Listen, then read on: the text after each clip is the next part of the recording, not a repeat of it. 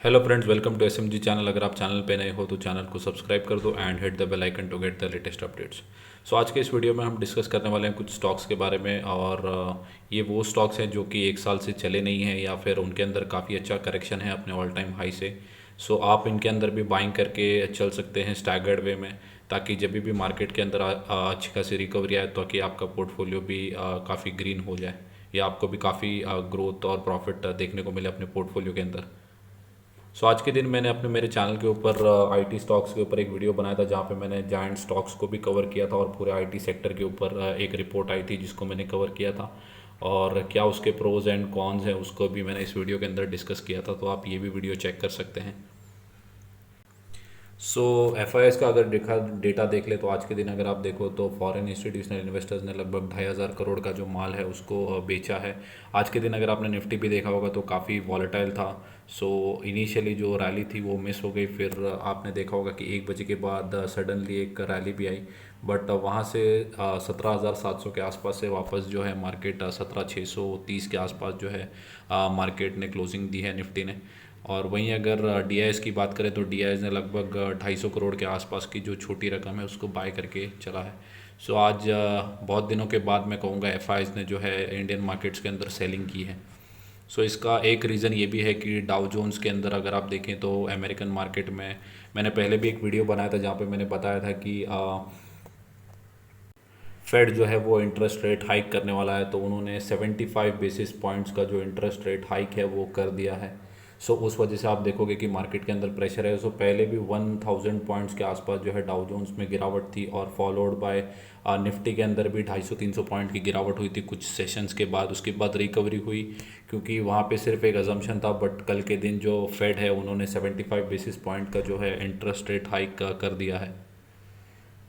सो अभी के लिए अगर डाउ जोन्स देखें तो फ्लैट ही ट्रेड कर रहा है, लगभग 0.36% के आसपास की गिरावट इसके अंदर आपको देखने को मिलेगी।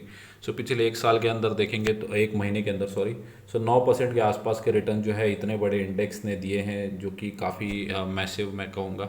सो अभी के लिए अगर आप देखें तो काफ़ी नेगेटिव है। सो कल के दिन हम देखेंगे कि निफ्टी के अंदर भी क्या इसका जो इफ़ेक्ट है वो देखने को मिलेगा या नहीं। जो पहला शेयर है वो उसकी अगर आज देखें तो 21 पॉइंट के आसपास की जो है बढ़त देखने को मिली। इसके इस वीडियो के अंदर मैं जितने भी स्टॉक्स कवर करूंगा उनके टारगेट्स को भी मैं कवर करूंगा, तो वीडियो को ध्यान से आप देखेंगे तो आपको पता चलेगा कि आपको आपको कितने टारगेट तक होल्ड करके रखना है, या ये स्टॉक जो भी डिस्कस करूंगा वो कहाँ तक उनके लेवल्स हैं अपकमिंग मीडियम और लॉन्ग टर्म के लिए। पहला जो मेरा स्टॉक है ये है L&T इन्फोटेक। आज के दिन अगर हम देखें तो मामूली सी बढ़त इसके अंदर देखने मिली, बट वहीं अगर मैं आपको एक साल का चार्ट दिखाऊं तो एक साल के अंदर 26% के आसपास के जो है नेगेटिव रिटर्न्स ये कंपनी ने जनरेट करके दिए हैं। आईटी सेक्टर की काफ़ी अच्छी कंपनी है। अगर कंपनी का मार्केट कैप देखो तो लगभग 77,000 करोड़ के आसपास की लार्ज कैप की कंपनी है। कंपनी का पी भी जो है वो 31 के आसपास है, जो कि काफ़ी छोटा है, कोई मैसिव पी नहीं है कि आप ओवरबॉट जोन में अगर स्टॉक को बाय नहीं कर रहे। डिविडेंड यील्ड 1% के आसपास है, जो कि क्वाइट ठीक है। और कंपनी का अगर आप हाई देखें तो 52 वीक हाई लगभग 7,500 के आसपास है, 7,600 के आसपास है। कंपनी जो है अभी आपको सस्ते भाव में मिल रही है, लगभग 30% के आसपास की जो गिरावट है वो स्टॉक के अंदर हो चुकी है। कंपनी जो है वो है L&T इन्फोटेक। इन्फोटेक अगर आप देखें तो जो 18 नवंबर के आसपास जो है कंपनी ने लगभग 7,000 के आसपास का जो हाई था या उस रेंज में था, 7 से 7,500 के आसपास। पिछले नवंबर से लेके अब तक सितंबर तक कंपनी ने कुछ भी गेंस नहीं दिखाए, उल्टे अगर मैंने आपको दिखाया था कि एक साल के अंदर कंपनी ने जो है वो नेगेटिव रिटर्न जनरेट करके दिए हैं। कंपनी के जो अपकमिंग 1 ईयर के टारगेट हैं वो लगभग 8,000 के आसपास के टारगेट्स हैं, जो कि 81% के आसपास के मैसिव टारगेट्स हैं। अगर आप कंपनी को एक साल तक होल्ड करके रखते हैं या उससे ज़्यादा, आपको 8,000 के लेवल जो हैं यहाँ से भी आपको देखने मिल सकते हैं। सबसे अच्छी बात यह है कि कंपनी जो है वो लगभग 7,500 के आसपास की है और आपको लगभग आधे भाव के अंदर मिल रही है, तो सबसे अच्छी बात यह है। और L&T का नाम जुड़ा हुआ है, ब्रांड है। आप ये स्टॉक को भी बाय करके चल सकते हैं। नेक्स्ट जो कंपनी है उसका भाव लगभग 545 के आसपास है, 1% के आसपास की गिरावट इस शेयर के अंदर थी। अगर आप एक साल का यहाँ पे चार्ट देखें तो लगभग कंपनी ने कोई पैसे बना के नहीं दिए हैं एक साल के अंदर। 24% के आसपास के जो है नेगेटिव रिटर्न्स कंपनी ने जनरेट करके दिए हैं। सो कंपनी जो है वो HDFC लाइफ है।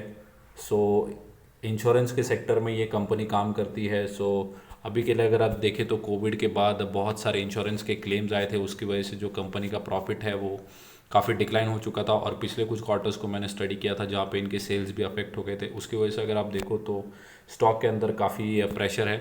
सो प्रेशर के अंदर ही हमें बाइंग करके चलना चाहिए ताकि जब भी कंपनी की जो कंडीशंस है वो ठीक हों तो आप कंपनी में बेनिफिट पा सकते हैं।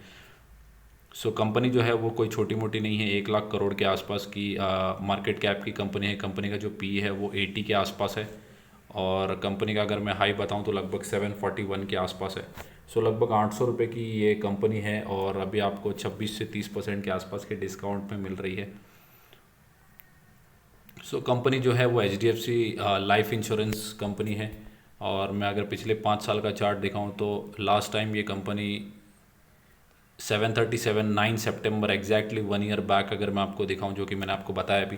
सो वहाँ से लेके अब तक कंपनी जो है वो चली ही नहीं है, उल्टे नेगेटिव रिटर्न जनरेट करके दिए हैं। सो यहाँ पे जब भी बाउंस बैक आएगा तो आपको काफ़ी अच्छे लेवल्स देखने मिलेंगे।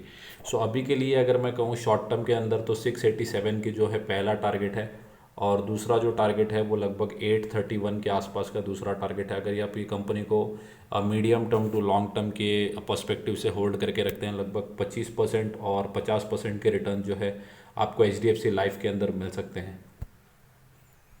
सो नेक्स्ट जो शेयर है उसकी जो वैल्यू है वो लगभग 591 के आसपास है। आज के दिन 2 रुपये के आसपास गिरावट थी।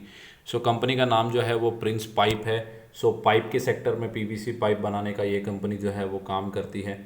सो अभी के लिए अगर आप देखें तो पिछले 1 साल के अंदर कंपनी काफ़ी प्रेशर के अंदर है। कंपनी ने 15% के आसपास के नेगेटिव रिटर्न जनरेट करके दिए हैं, और अगर मैं टॉप से देखूं तो लगभग 29 to 30% के आसपास के रिटर्न्स नेगेटिव रिटर्न जो है कंपनी ने जनरेट करके दिए हैं।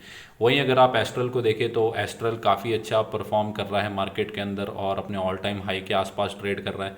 बट यहीं अगर प्रिंस पाइप के अंदर देखें तो थोड़ा प्रेशर है। सो अभी के लिए ये स्टॉक नहीं चल रहा है, बट अभी इतनी अच्छी गिरावट है तो आप क्योंकि एस्ट्रल तो अब भाग चुका है तो वहाँ पे जो तेज़ी की गुंजाइश है वो थोड़ी सी कम है। हालांकि वो भी एक लार्ज कैप कंपनी है, ये जो है वो स्मॉल कैप की कंपनी है प्रिंस पाइप एंड फिटिंग्स। तो ये अगर मैं कंपनी की मार्केट कैप की बात करूँ तो 6,000 करोड़ के आसपास की छोटी कंपनी है। सो उसके उसके हिसाब से ही आपको निवेश करके रखना है। कंपनी का जो पी है वो 26 के आसपास है, जो कि काफ़ी कम है। सो आप यहाँ पे भी, ये भी एक अच्छा फैक्टर है।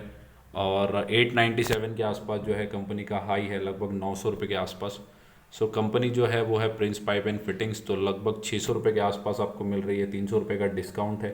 सो यहाँ पे भी आप ये कंपनी को बाय करके चल सकते हैं स्टैगर्ड वे में, स्लोली SIP के वे में आप थोड़े थोड़े स्टॉक्स करके बाय करके चल सकते हैं।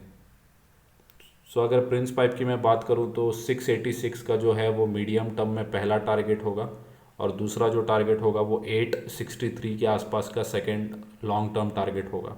सो अगर आप लॉन्च, मैं तो कहूँगा कि आप अपने पोर्टफोलियो का काफ़ी बड़ा हिस्सा इस स्टॉक को दीजिए, ताकि आपका पोर्टफोलियो जो है आपको लॉन्ग टर्म में काफ़ी अच्छा ग्रोथ दिखाएं। क्योंकि जो हर घर पानी, हर घर नल की जो योजना जो गवर्नमेंट ने शुरू की है, सो वहाँ से भी ये जो कंपनीज़ हैं इनको काफ़ी बेनिफिट होगा, क्योंकि ये कंपनीज जो है PVC बनाने का काम करती हैं। बट इनका जो अभी रॉ मटेरियल है वो है क्रूड ऑयल। सो क्रूड ऑयल अभी के लिए महंगा चल रहा है, उस वजह से आप देखोगे कि ये सब कंपनीज़ के अंदर काफ़ी ज़्यादा प्रेशर है। सो नेक्स्ट जो कंपनी है उसकी वैल्यू लगभग 1400 रुपये के आसपास चल रही है। आज के दिन काफ़ी गिरावट थी।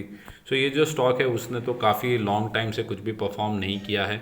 ये जो कंपनी है वो IT सेक्टर के रिलेटेड है। अगर मैं ऑल टाइम हाई से बताऊं तो लगभग 2300-2400 के आसपास की ये 2300-2400 के आसपास थी ये कंपनी। सो वहाँ से अगर मैं यहाँ तक दिखाऊं तो लगभग 40% के आसपास का जो है नेगेटिव रिटर्न्स कंपनी ने लगभग 1 से 1.25 साल के अंदर जनरेट करके अपने शेयर होल्डर्स को दिए हैं। सो कंपनी काफ़ी अच्छी है, ये भी है। सो अगर मैं कंपनी का नाम बताऊं तो कंपनी जो है वो रूट मोबाइल है। सो कंपनी जो है वो ईमेल, OTP ये सेक्टर में काम करती है, क्लाउड इंफ्रास्ट्रक्चर प्रोवाइड करने का काम करती है अपने क्लाइंट्स के लिए।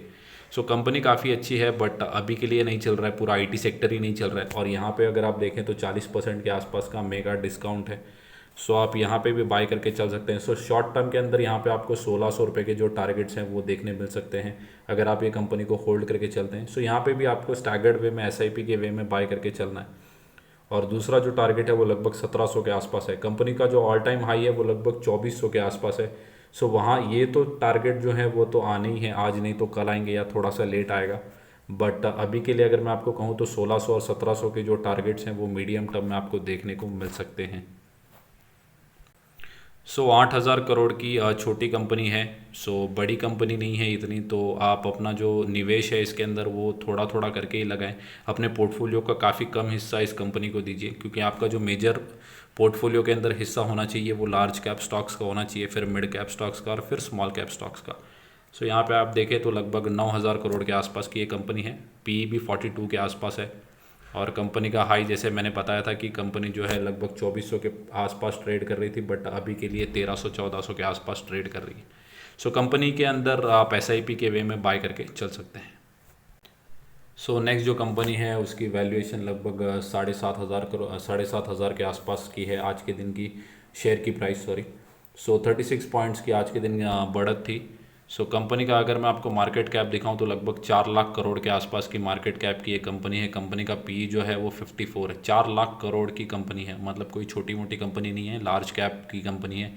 और कंपनी का अगर ऑल टाइम हाई दिखाऊं तो लगभग 8,000 के आसपास है। कंपनी का नाम है बजाज फाइनेंस। अपने ऑल टाइम हाई के आसपास ही ट्रेड कर रही है। बट अगर कंपनी का एक साल का मैं आपको चार्ट दिखाऊं तो एक साल के अंदर कंपनी ने 2% के आसपास के नेगेटिव रिटर्न्स जनरेट करके दिए हैं। इसका मतलब ये है कि अगर आप देखें तो पिछले सितंबर में भी यही ट्रेड कर रहा था, लगभग 23 सितंबर के आसपास भी ये 8,000 के आसपास भी था। और इस सितंबर के अंदर भी 2022 के अंदर भी ये 8,000 के आसपास ही ट्रेड कर रहा है। मतलब एक साल के अंदर जो है कंपनी ने कोई भी पैसे बना के अपने शेयर होल्डर्स को नहीं दिए। जिन्होंने भी लास्ट टाइम सितंबर में एंट्री की होगी उनके लिए काफ़ी मैं कहूँगा कि उनके लिए कोई भी रिटर्न जो है जनरेट करके नहीं दिए हैं स्टॉक ने। अभी के लिए मैं कहूँ तो 8,400 के या 8,500 के जो है पहला टारगेट है मीडियम टर्म का, और लॉन्ग टर्म टारगेट जो है वो लगभग 10,000 के आसपास का है फॉर बजाज फाइनेंस। लगभग 10 से अगर शॉर्ट टर्म में अगर आप देखें तो 10% के आसपास है, और मीडियम टर्म में अगर आप देखें तो लगभग 27% के आसपास के टारगेट जो हैं वो बजाज फाइनेंस के अंदर आपको देखने मिल सकते हैं। NBFC की कंपनी है, काफ़ी अच्छा रिटेल लोन बांटने का काम ये कंपनी करती है। मैंने काफ़ी बार मेरे चैनल के ऊपर कवर भी किया है, और मैंने इसके बारे में पूरी कमेंट्री भी दी है, आप वो भी चेक कर सकते हैं। नेक्स्ट जो मेरा स्टॉक है वो है हिंदुस्तान यूनिलीवर। यहाँ पे तो मैं कहूँगा कि इसको पोर्टफोलियो के अंदर जगह दीजिए और काफ़ी अच्छा वेटेज दीजिए मैं कहूँगा। FMCG की जो कंपनी है ये काफ़ी बड़ी कंपनी है। नेस्ले, HUL, ब्रिटानिया, डाबर, ये जो कंपनीज़ है काफ़ी अच्छी है। इनमें से कोई भी कंपनी अगर आप होल्ड करते हैं तो आप उनको SIP के वे में ऐड करते जाइए। आपके पोर्टफोलियो का काफ़ी बड़ा हिस्सा इनको देना चाहिए मुझे लगता है। अभी के लिए अगर मैं आपको बताऊं तो पिछले एक साल के अंदर कंपनी ने कुछ ज़्यादा रिटर्न्स जो है जनरेट करके नहीं दिए। काफ़ी फ्लैट ये कंपनी ट्रेड कर रही थी पिछले एक साल से, क्योंकि जब से ये कोविड भी आया था, और क्योंकि कोविड में तो हालांकि कंजम्पशन हुआ था, बट अभी के लिए अगर आप देखें तो जो रॉ मटेरियल प्राइसेस हैं वो काफ़ी हाई हो चुके हैं।